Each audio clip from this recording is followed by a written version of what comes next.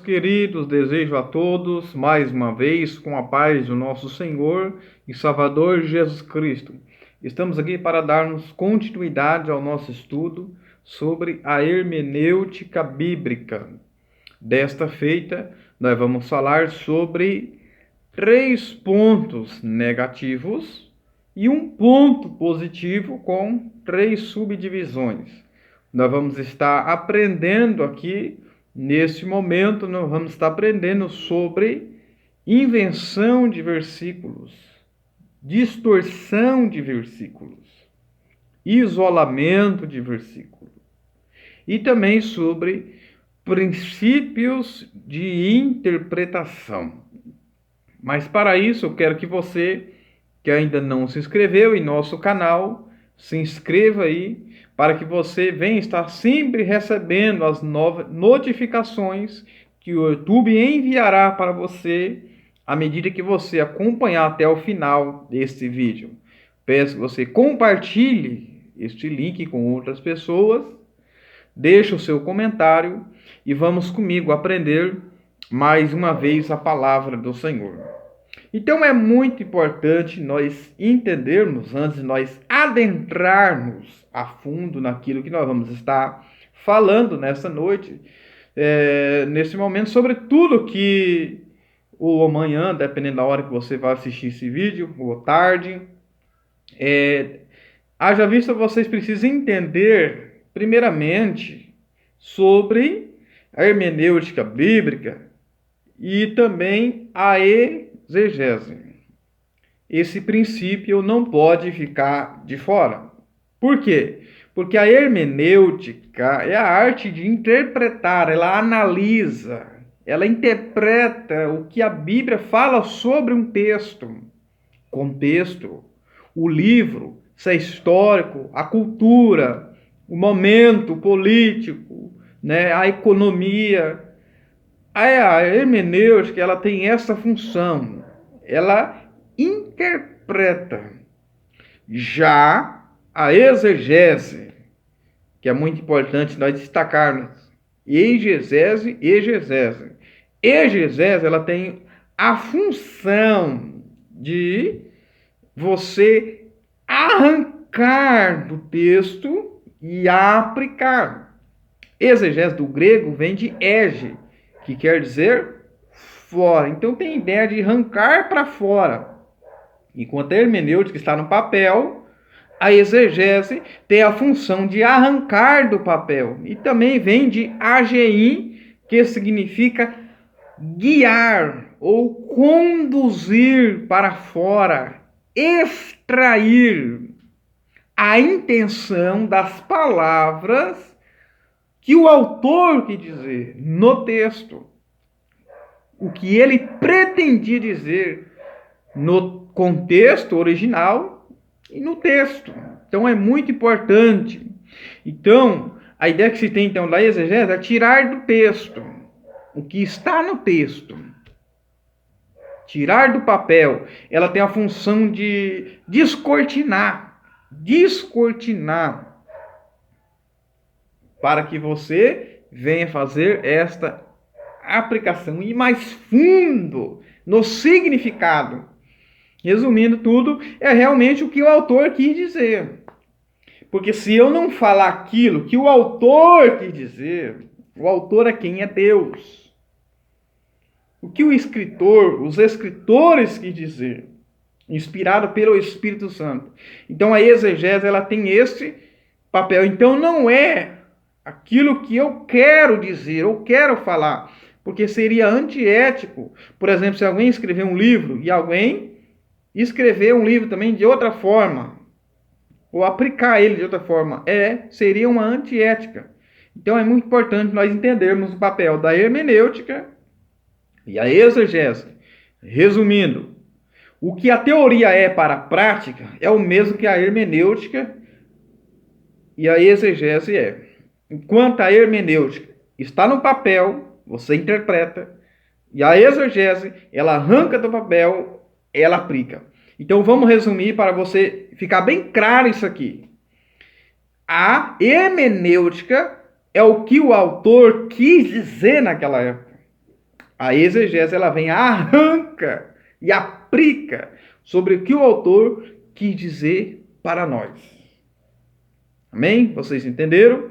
Então veja, então vamos lá começar sobre o nosso estudo, que é muito importante nós estudarmos. Primeira coisa, primeiro ponto, vamos aprender o que se não pode fazer, o que se não devemos fazer. Primeiro, invenção de versículo. Existem pessoas que inventam versículos que não está na Bíblia. Que não está na Bíblia. Eu vou citar aqui alguns ditados que talvez eu já falei, nós falamos sorrateiramente, nós falamos. Mas por que falamos? Porque às vezes somos papagaio e não podemos ser como papagaio, repetir ou reproduzir aquilo que ouvimos sem analisar. Lembra que eu falei de exegese? Analisar.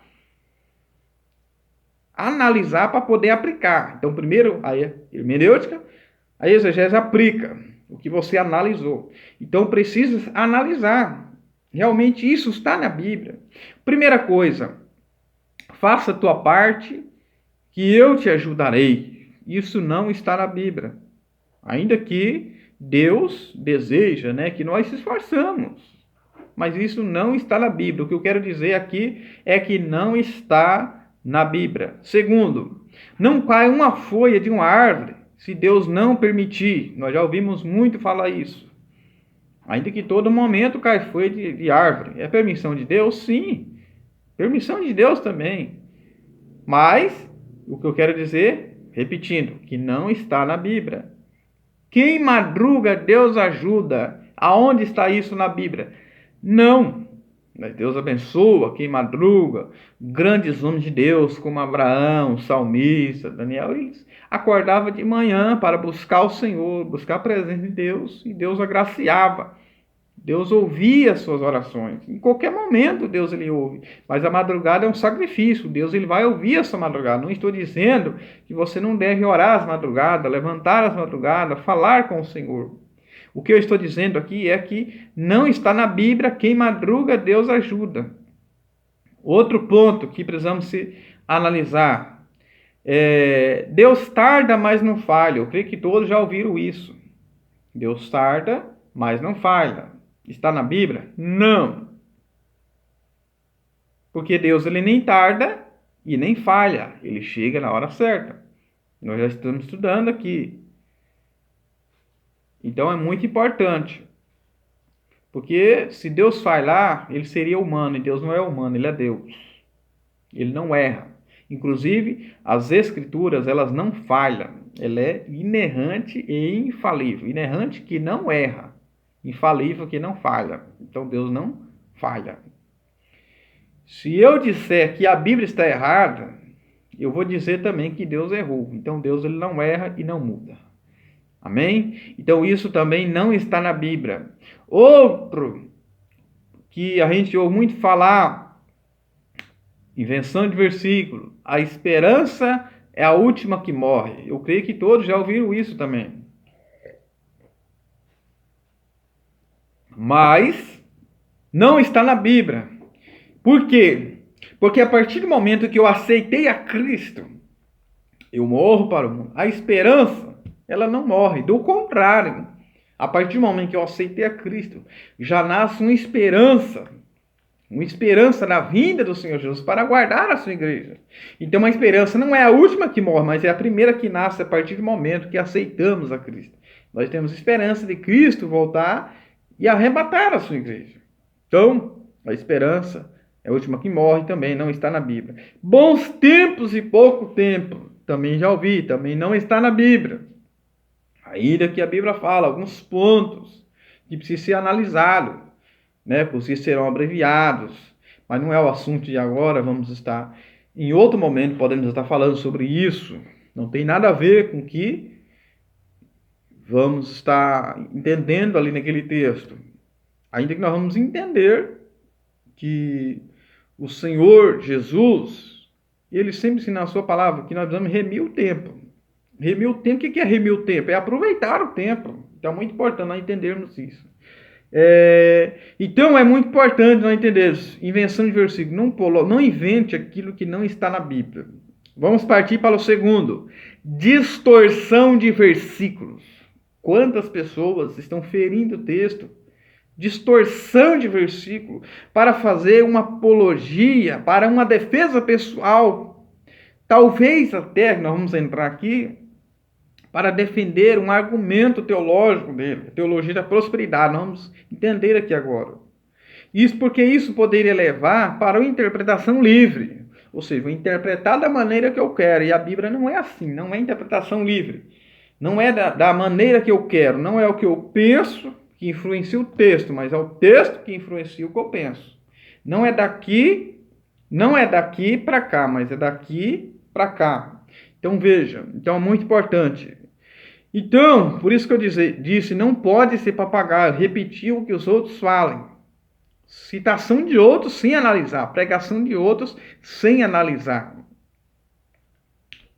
Outro ponto que nós vemos muito, lá em Mateus 6,33 é muito falado: buscai primeiro o reino de Deus e a sua justiça, e todas as outras coisas serão acrescentadas. Nós já ouvimos muito isso. Isso está errado, queridos. Cuidado, você está ferindo o texto, não fira o texto, não fere a Bíblia.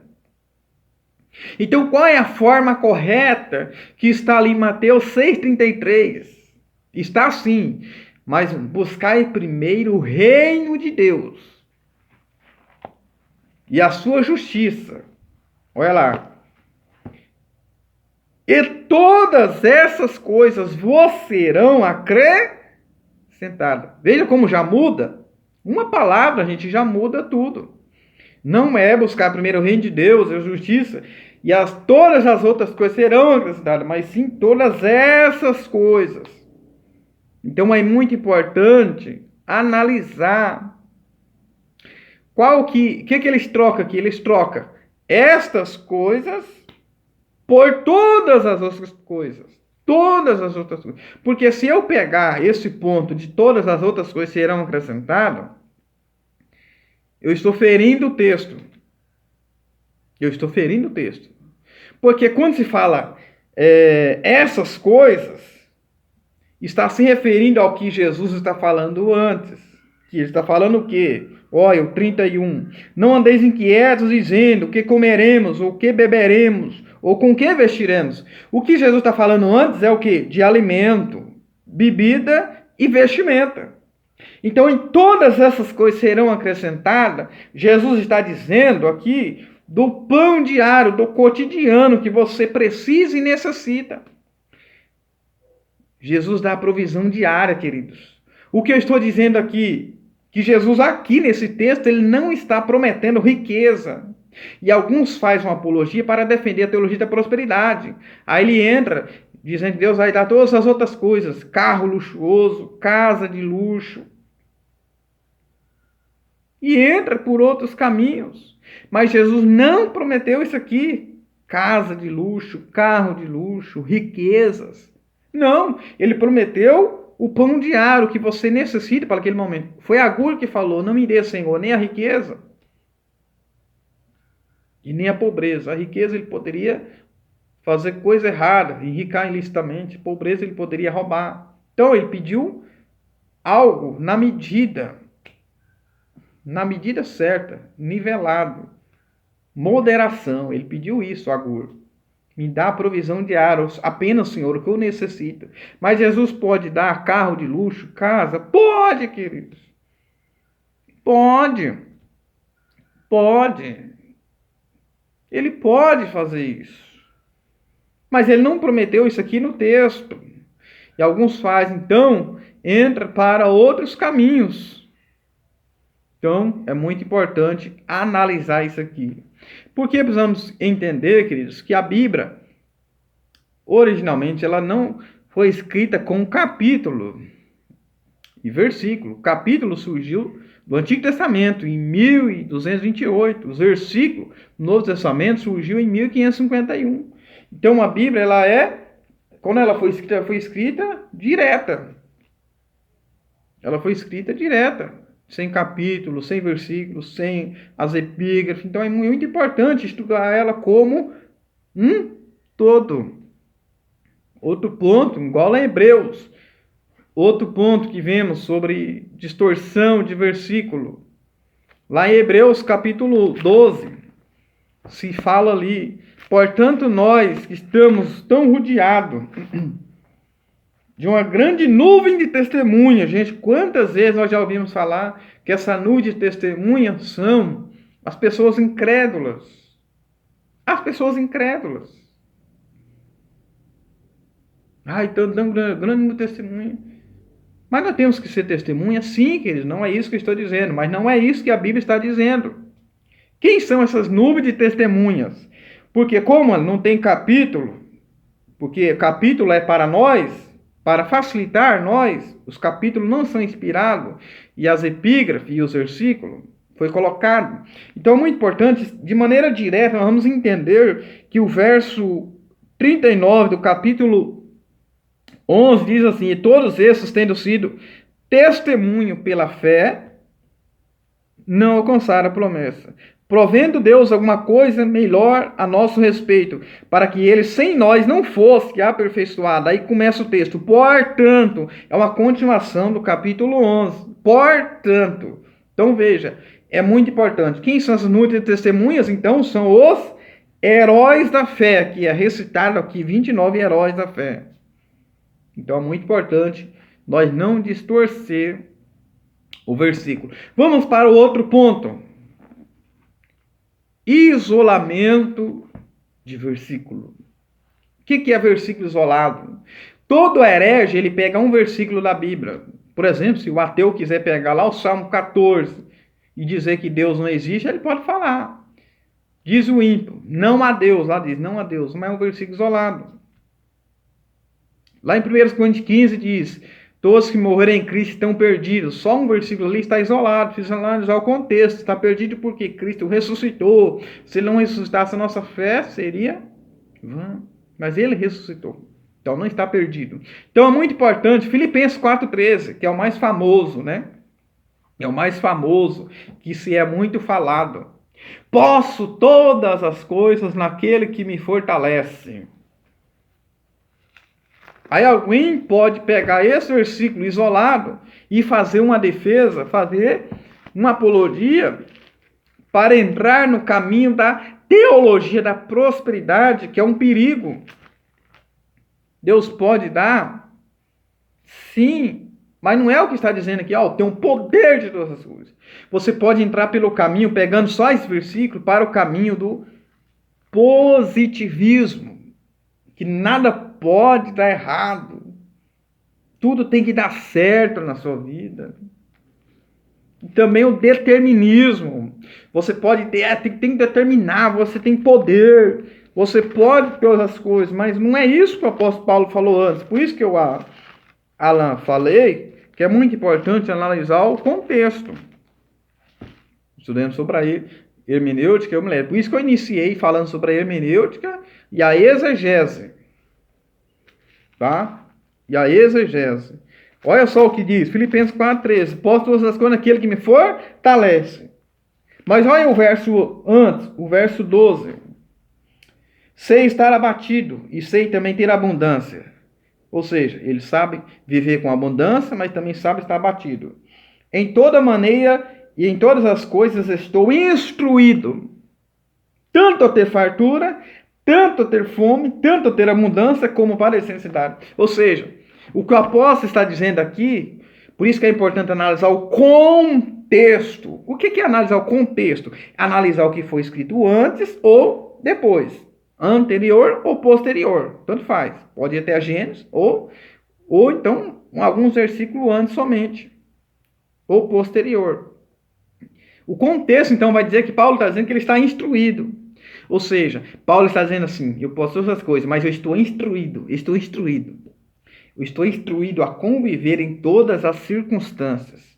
Deus me dando todas as coisas ou não. Ele está instruído a passar por todas as circunstâncias, positivas ou não. Entenderam? Então, falamos aqui 3 pontos negativos. Invenção de versículo, distorção de versículo isolamento de versículo. Então vamos agora para a regra básica sobre os princípios de uma interpretação bíblica. Quais são os princípios de uma interpretação bíblica? Analise comigo. Primeiro, vamos falar sobre Martinho Lutero. Lutero disse assim, as Escrituras interpretam a si própria. Então, primeiro princípio, a Bíblia. Mas quer dizer que a Bíblia sozinha, ela interpreta a si própria? Vamos entender. Você precisa analisar, você precisa cavar, você precisa ir fundo. O que quer dizer aqui, o que ele quer dizer é que toda a interpretação está aqui na palavra. Está aqui na palavra. Deus, ele não usou anjo, ele não quer usar anjo para pregar, ele quer usar homem, ele quer usar mulheres, mas capacitados que estuda a palavra, que leia a palavra, e analise a palavra. Então Deus quer te usar como canal, mas você precisa estudar.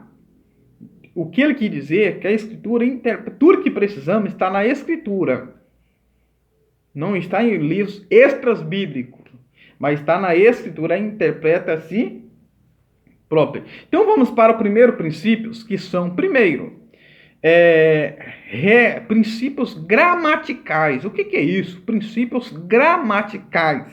É a apuração do sentido do texto. O sentido das palavras, frases, é muito importante no sentido normal e claro. Então, esses princípios gramaticais vai buscar a apuração do sentido do texto. Apuração do sentido do texto, que pode ser em 3 estágios para esse método. Primeiro, é muito importante você entender que é observação. Observação é o quê? O que diz o texto? Você vai pegar uma pergunta para o texto. O que diz o texto? Veja que são alguns princípios de interpretação. O que ele está dizendo? Por exemplo, o filho pródigo. Tem um diálogo entre ele e o pai. Por que Jesus falou aquela parábola? Por quê? Qual o sentido ali? O que ele quis ensinar ali? Sobre o perdão. Então, muito importante. Ele perdoou o filho que saiu e perdoando o outro que estava lá, ficou na porta. O filho mais velho. Então, o princípio que ele quer mostrar ali é ensinar sobre o perdão. Vamos entender então. Segundo princípio, nós vamos entender, além da observação, o que diz o texto, a interpretação. O que quer dizer o texto? O que quer dizer o texto? Então, primeiro você pergunta, o que diz o texto? O que ele quer dizer? Esse chama o método da interpretação. Terceiro, aplicação. Esse é o terceiro método. Aplicação. O que o texto diz para nós? O que ele quer dizer para nós hoje? Veja que saiu de lá para cá. Porque o pregador, ele está entre 3 abismos. 3 abismos. Abismo cultural, linguístico, geográfico. O pregador ele tem um papel de fazer a ponte do mundo bíblico e trazer para o nosso mundo atual. Você precisa construir uma ponte. Porque a Bíblia, veja que originalmente, majoritariamente, ou seja, a maior parte da Bíblia, o Antigo Testamento foi escrito em hebraico e o Novo Testamento em grego. Então preciso buscar. Eu preciso entender, compreender o que quis dizer naquela época e o que quer dizer para nós hoje. O que o texto quis dizer para nós hoje. Então esse é o terceiro método. Segundo princípio de interpretação é histórico e literal. Ou seja, analisar o contexto, livros que foram escritos. Nesse sentido, preciso tomar um cuidado, porque a Bíblia vamos analisar que podemos pegar um sentido literal, mas existem alguns pontos que são figuras, precisamos tomar cuidado, que são figuras ou símbolos. Por exemplo, quando Jesus diz lá em Mateus 26, tomai e comer, isto é o meu corpo. Veja que ali também não está no sentido literal, não é o corpo de Jesus que ele está dando para, mas é o que? Linguagem figurada, simbólica. Com esses erros cometeu a Igreja Católica Romana, que foi no quarto concílio luterano, em 1212, que eles adotaram ali a doutrina da transubstanciação e aceitou, e foi aceita no concílio de Trento. Foi aceito no concílio de Trento em 1551. A transubstanciação, o que é isso? Aqui ali é o corpo de Cristo mesmo, a essência do corpo de Cristo está ali no pão. Não é isso que entendemos. Eles chamam de hóstia, né? Ou seja, a essência de Cristo está ali, literalmente. Não é. Precisamos tomar cuidado. Então é linguagem figurada, simbólico, é o símbolo. Então parte do símbolo do corpo do Senhor Jesus. E o símbolo do sangue. Não é literal. Então é muito importante tomarmos alguns cuidados. Então essa é a interpretação histórica e literária. Primeira via de regra, você vai ver o texto literal. Por exemplo, Noé. Quando Noé pregou 100 anos, ele foi salvo. Também condenou algumas pessoas. Ele construiu aquela arca em 100 anos. Muitos foi salvo. Essa arca pode tipificar Cristo Jesus. Pode simbolizar Cristo Jesus, que vem trazer salvação, mas ele também vai condenar muito. Então é muito importante você ver o texto literal, porque sempre volta para o literal. E analisar também, você pode fazer uma aplicação simbolicamente, ou trabalhar tipologia. É muito importante analisarmos isso. Quando também precisa analisar quando é metáfora, quando é uma símile. Então é muito importante você analisar isso aí. Quando é uma parábola, é muito importante. É muito importante analisarmos isso. Então vamos para o terceiro princípio de interpretação, que precisa cuidadosamente analisar o gênero literário. Esse aqui é um ponto muito importante também. O gênero literário, por exemplo, o que eu vou aprender sobre o livro de Gênesis? O que eu vou aprender sobre o livro de Jó? Eu vou aprender sobre o sofrimento humano e o poder de Deus, a soberania de Deus. O que eu vou aprender no livro de Salmos? Não existe doutrina ali no livro de Salmos. Não existe um fato histórico contando ali. Então, o que eu aprendo em Salmos? Sobre louvor, adoração a Deus. Adorou em meio às circunstâncias, em meio às adversidades. Eles louvavam, adoravam a Deus. A boa parte é cânticos. Então, Salmo é cântico. Se eu quiser aprender alguma coisa sobre histórica, livros históricos, você vai para Josué, Juízes, né? 1 Samuel, 2 Samuel, 1 Reis, 2 Reis. Você não vai falar sobre salvação lá em Reis. Então não procure sobre salvação no livro de Reis. Se você quiser ensino pastorais, você vai para as cartas de Paulo, que são 13 cartas, que está em dúvida sobre Hebreus. Mas são cartas pastorais, ali tem ensino. Se você quer saber sobre salvação, você pode ir nos evangelhos sinóticos, os 3 evangelistas, e também o evangelho segundo escreveu João. Você vai ter ali argumentos sobre salvação, sobre os milagres do Senhor Jesus. Então é muito importante analisarmos, queridos. Esse aqui que eu falei é o gênero literário. O que eu aprendo em Eclesiastes, sobre esse livro poético. O que eu aprendo em Eclesiástico, sobre a brevidade da vida, a vaidade da vida humana. O que a vida é aqui na terra, passageira. O que eu aprendo em Cantares sobre o amor, sobre como amar. Cantares, você pode entender o amor de Salomão pela Sulamita, o amor de Deus por Israel. Você pode pegar o amor de Cristo pela sua igreja, o amor do esposo para a esposa. Você pode fazer essas aplicações.